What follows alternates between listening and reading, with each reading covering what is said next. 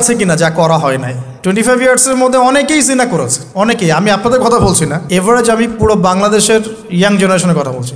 25 বছরের ইয়াং এই প্রজন্মটা, এই লেটেস্ট যে প্রজন্মটা, এদের অনেকেই জেনা করেছে, বিবাহ বহির্ভূত সম্পর্ক। এবং আমরা এখন জেনাকে অনেক সময় উস্কেও দেই, আমরা অনেক সময় এটাকে প্রমোটও করি, আমরা এটাকে ফ্যাশনও মনে করি। কারণ আমাদের ঢাকায় মানুষ বলে যে তোর গার্লফ্রেন্ড নাই, এটাই হচ্ছে ওদের কাছে অবাক করা বিষয়। সবাই ঘুরে, ঈদের দিন তুই ঘুরতে পারিস না? আমাদের ফ্যামিলির মধ্যে একজন বলতেছিল তার মেয়েকে, সবাই ঈদের দিনে বাইরে যায়, তুই যেতে পারস না? ঢাকায় এভাবে কথা বলে। তার মানে এটাই ফ্যাশন, মানে আমরা জেনাকে উস্কেও দিচ্ছি। তার মানে 25 বছর আমরা অনেকে জেনাও করেছি। মাদকের সাথে সম্পৃক্ত কত পার্সেন্ট ইয়াং জেনারেশনে আমাদের দেশে? ক্যালকুলেট করেন, আপনি গুগল করেন, দেখেন কত পার্সেন্ট আমাদের দেশে মাদক সেবন করে। ইভেন এখন কিশোর গ্যাং বের হয়েছে, কিশোর গ্যাংয়ে অনেক যুবকরা যায়, অনেকে রাস্তাঘাটে মারামারি করে, অনেকে পলিটিক্যাল দলাদলির মধ্যেও আছেন অনেকেই। এবং এখানে ভাই ভাই রক্ত ঝরাই আমরা। উভয় মুসলিম, কিন্তু উভয় মুসলিম, জুমার দিন একসাথে নামাজ পড়ে। তাহলে এটা কোন দর্শন যেটা আমার ভাইকে শত্রু বানিয়ে দিল? আর পশ্চিমারা গাছের আড়ালে বসে বসে হাসছে, কারণ এই দর্শনগুলো তো ওরাই দিয়েছে। তো 25 বছরের পাপগুলো একটু ক্যালকুলেট করি। প্রিয় দিনী বোন, একটু হিসাব করবেন যে 25 বছর আপনি কতদিন পর্দা করেছেন, কত 25,000 মানুষ আপনার চেহারা দেখেছে কিনা? এই 25 বছরে কত হাজার মানুষ আপনার চেহারা দেখেছে। আর ছেলেরা আপনাকে দেখলে কখনো চেহারা সুরত দেখে না। বেগানা নারীর দিকে একটা ছেলে যখন তাকায় এবং সেক্সুয়াল ডিজায়ার নিয়ে তাকায়, তখন সে চোখ দিয়ে তাকে রেপ করে। ভেরি সরি টু সে যে আপনি প্রচুর চোখ দিয়ে রেপড হয়েছেন প্রিয় দিনী বোন। অনেকেই আপনাকে চোখ দিয়ে রেপ করেছে, আপনি বুঝতেই পারেন নাই।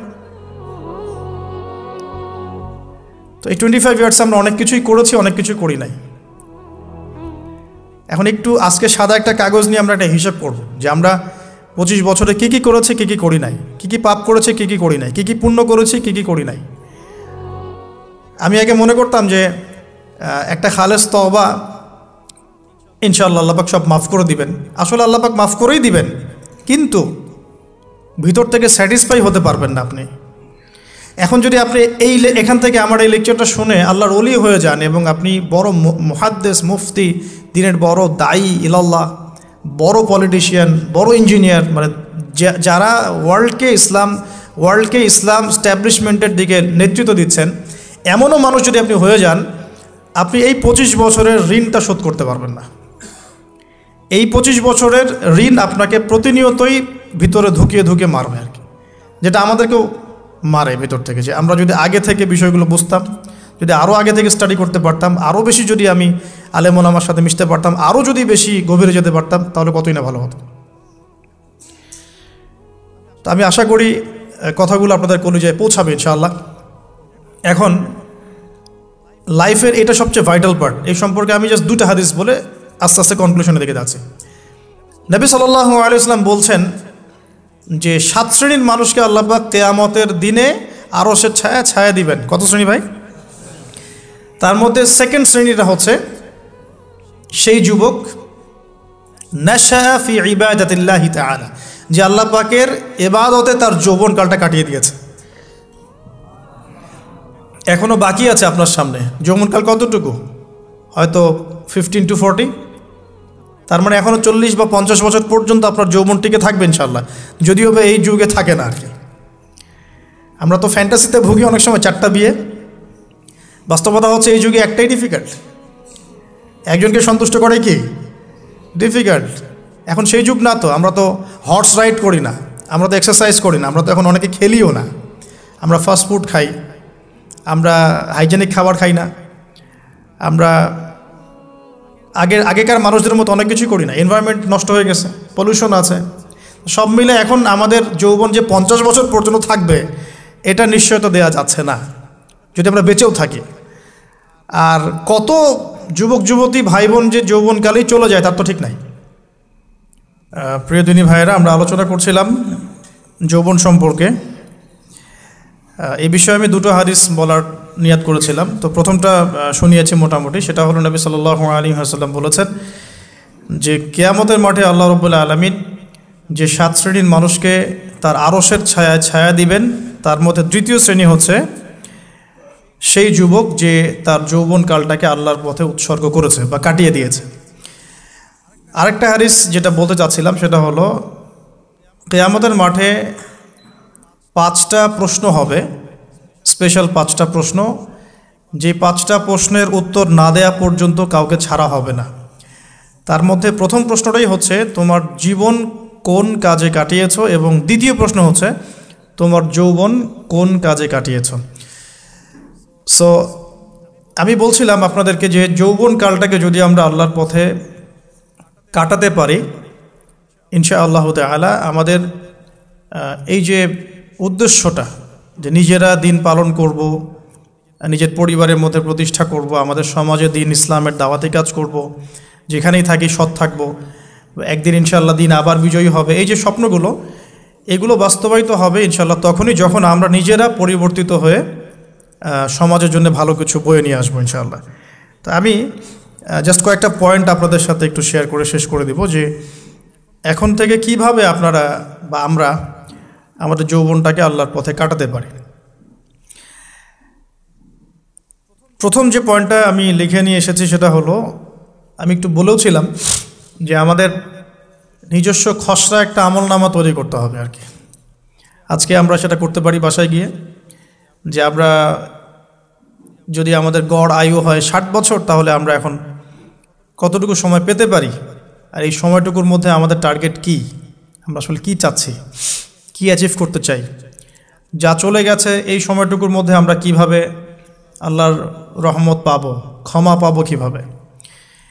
যা চলে গেছে এর মধ্যে অনেক নামাজ কাজা থাকতে পারে, নামাজ কাজা থাকতে পারে, রোজা কাজা থাকতে পারে। অনেক সময় এমন হতে পারে যে আমরা অন্যের হকও নষ্ট করেছি। প্রথম যে কাজটা করা উচিত সেটা হলো খালেস তওবা।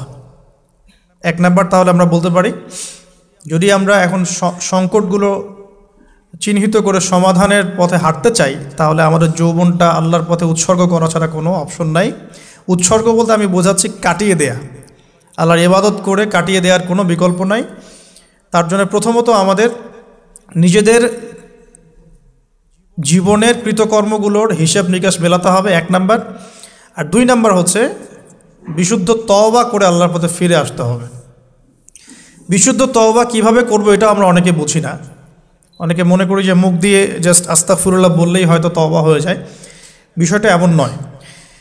বিশুদ্ধ তওবা হচ্ছে আপনি আল্লাহর দিকে পরিপূর্ণ অভিমুখী হবেন, রুজু করবেন, এর নাম হলো বিশুদ্ধ তওবা। যে পাপগুলো করেছি এগুলোর জন্য ক্ষমা চাওয়া, এই পাপগুলো কোনোদিন করব না এরকম প্রত্যয় ব্যক্ত করা, আর যদি অন্যের সাথে সম্পৃক্ত কোনো হক থেকে থাকে সেটা ফেরত দেওয়া। তো আমরা আজকে গিয়ে সুন্দর করে ওযু করে 2 রাকাত নামাজ পড়তে পারি। 2 রাকাত নামাজ পড়ে আমরা আল্লাহকে বলতে পারি যে আস্তাগফিরুল্লাহাল্লাযী লা ইলাহা ইল্লা হুয়াল হাইয়ুল কাইয়্যুম ওয়া আতুবু ইলাইহি।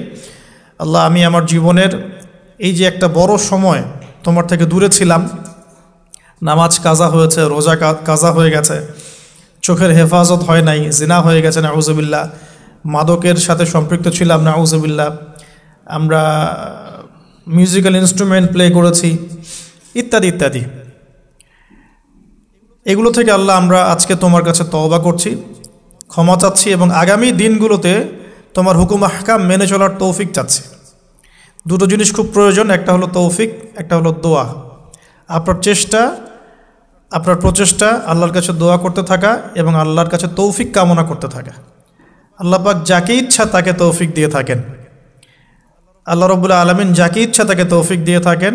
যে আল্লাহর কাছে যত বেশি চাইবে আল্লাহ পাক তত বেশি দিবেন ইনশাআল্লাহ। তো এই জন্য চেয়ে নিতে হবে, প্রথমত চেয়ে নেবেন যে আল্লাহ আপনি আমাকে তৌফিক দিন, যাতে করে আমি আমার পুরো জীবনটাকে আপনার ইবাদতে কাটাতে পারি, আরও সে ছায়া পেতে পারি। আল্লাহ কবুল করুন, আমিন। এখন ইস্তেগফার করার পর যার যার হক তাকে তাকে ফিরিয়ে দেওয়া উচিত। যদি আপনি বা আমি আল্লাহ না করুক কারো হক নষ্ট করে থাকি, সেটা ফিরিয়ে দিতে হবে।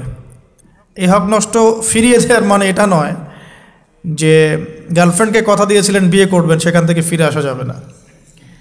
ব্যাপারটা কিন্তু এমন নয় আর কি। এরকমও প্রশ্ন আমাদের কাছে অনেকে করেছেন যে আমি তো আমার গার্লফ্রেন্ডকে কথা দিয়েছিলাম যে আমি তোমাকে ছাড়া আর কাউকে বিয়ে করব না, তো এখন কি আমি ফিরে আসলে, তওবা করে ফিরে আসলে কি এর জন্য আল্লাহ আমাকে ধরবেন কিনা? মনে রাখবেন, শয়তান হচ্ছে এই পৃথিবীর